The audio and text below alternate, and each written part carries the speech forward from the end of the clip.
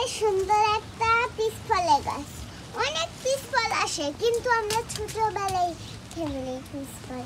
এই তো একটা খেয়ে দেখবো এখন। আমারে দেখাও, আমি তো ঝুটি করা দেখাও। এই যে আমি খাইতেছি, দাও আমারে।